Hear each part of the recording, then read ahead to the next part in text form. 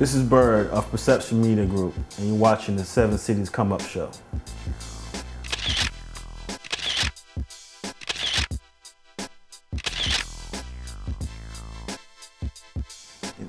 The biggest mistake I see these models doing when they're trying to get into the industry is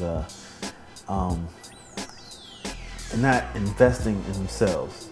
I mean, if you really want somebody to invest in you or take you seriously, you got to put the money behind yourself, or you got to put the initiative behind yourself, as far as eating right, working out, getting a respectable portfolio done in the first place.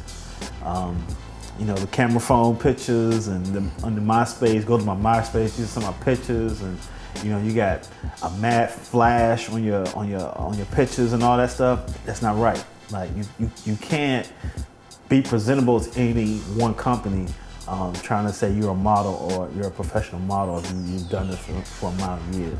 So that's number one mistake I see.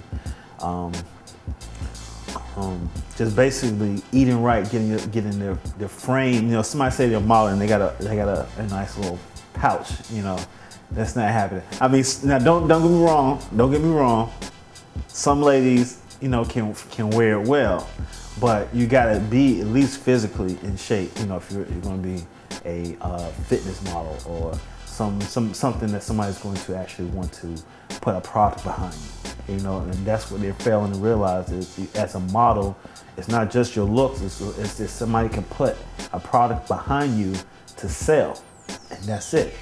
Okay, that's the number one rule right there. You know, modeling is not just how pretty you look; it's whether you can actually do something to sell something for somebody. So, just those basic things can help anybody in their career if they know the fundamentals. You know, besides just trying to look pretty. Man, these artists today, I don't know. It's like everybody raps now. Everybody can sing now. So, you know, I'm here to facilitate anybody's dream that they want. You know, I'll shoot a video, I'll do the photography, I'll do, you know, the printing, the CD cover, whatever. But first thing is you gotta have, like I say again with the model, is the investment in yourself. It doesn't have to be monetary. It can be a mental investment in yourself. You know, taking the initiative to do all this stuff the way it needs to be done, and to stop taking these shortcuts. Because when you take these shortcuts, you know, it's no right or wrong way to get into the industry, but there is a wrong way of going about trying to get into the industry. Okay, and if you're trying to take these, you know, half-ass, excuse my language, but you take these half-ass ways of trying to get in, you know, it's not going to pan out for you, because, you know, a record label is looking at how much money you've invested in yourself before I invest these millions of dollars into you. If you can't invest, you know, $1,000 into yourself to get CDs printed correctly, you know what I'm saying, to look right, instead of going on some kind of printer, you know, you bought from Walmart, what is the record executive is going to do? You know, are they going to put that much money into you? You can't even put that money in yourself? No, they're not. You know, everybody's trying to take the fast road instead of taking the high road. You know, the long road. You know, I don't know. Hey, but all I know is, you know, you're trying to get the videos done. You know, I applaud people who are trying to take the initiative to get it done, but I know times is hard. But don't come talking about a video unless you're really serious about getting a video done. You know, the work and the involvement that it takes to put on something that looks good and aesthetically pleasing to the eye, you know, it's going to take a considerable amount of work, you know. And if it's going to be something serious, it's not going to be no, you know, Walmart camera or nothing you buy from Circuit City or something like that.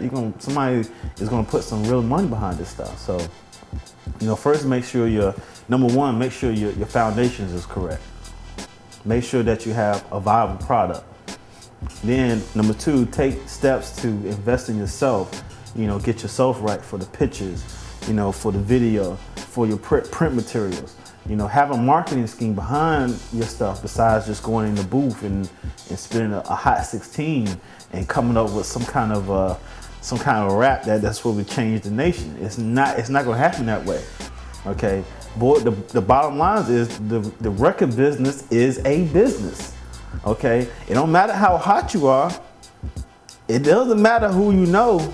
It's about whether your product can sell to the masses, and that's it.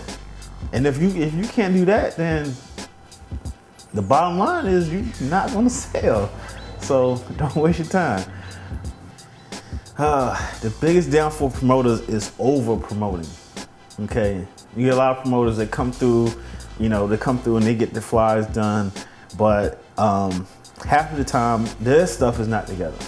So you know, or either they overhyping the event with some Jeezy's coming, or you know, so-and-so's coming, or this person's coming, and they never show up.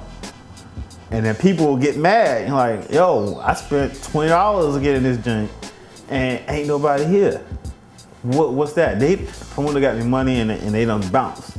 You know, not saying all promoters are like that, but it's a good few that's in Virginia that's taking the name. You know, when people actually put on a viable show, and we won't get the actual turnout that usually we would get, you know, if we go somewhere like a Miami or a New York or DC or something like that. You know, you get those same people like Jay-Z or somebody come out here. You know, most times they don't come here because they know they're not going to sell that much. You know, you can get the Coliseum and pack the Coliseum out, but it's not going to be Jay-Z or T.I. anybody like that. It's going to be Aretha Franklin or somebody who has a nice following. Like, I guess our generation today has just been tainted with, you know, the hype of the promoter over promoting, and it trickles down to, you know, us not getting as viable shows as we need to get here. You know, so you know, that all kind of it's all relative. So, you know, you know. I don't know, the reason why I guess so many artists that, you know, we got the biggest and the baddest producers here, and I guess they feel like they don't want to come back home, is because, you know, there's a whole lot of stuff out there to go to. You know, I can't speak on, you know, why they don't want to come back home, but I mean, imagine if you was, you know, making millions of dollars and, you know, and you come back home and, you know, and you come back to promoters saying that you were at some club and you're not, you know, hey, what would you do? That's, I mean, I can't really speak on that, but on their a reason why they wouldn't. But me personally, I mean, I would come back home just for family, you know, to see people and, you know, that type of thing, and handle business. But, you know, hey, I don't know. I can't really answer that one, Doc. The top 3 unsigned 757 rappers. Wow, that's a big question there.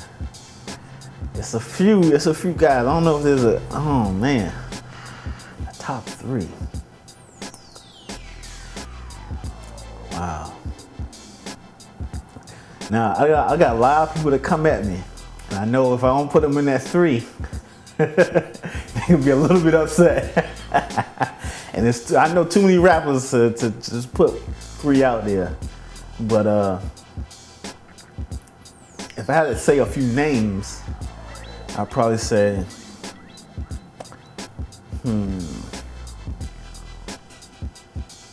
I'll say Grunge. He's pretty tight.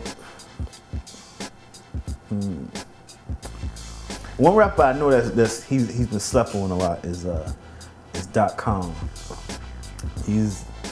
I think he's one of the better rappers around here, but you know, it's just you know, situations ain't work out for him. But I mean, if I had to put some money on somebody to take to a label or something like that, I'll probably take .com to a label.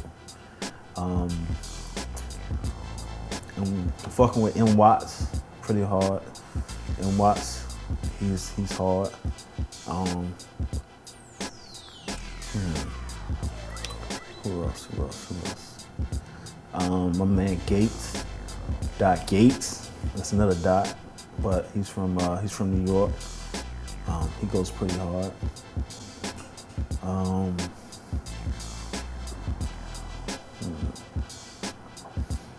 I guess I don't know. That'd be it. You know.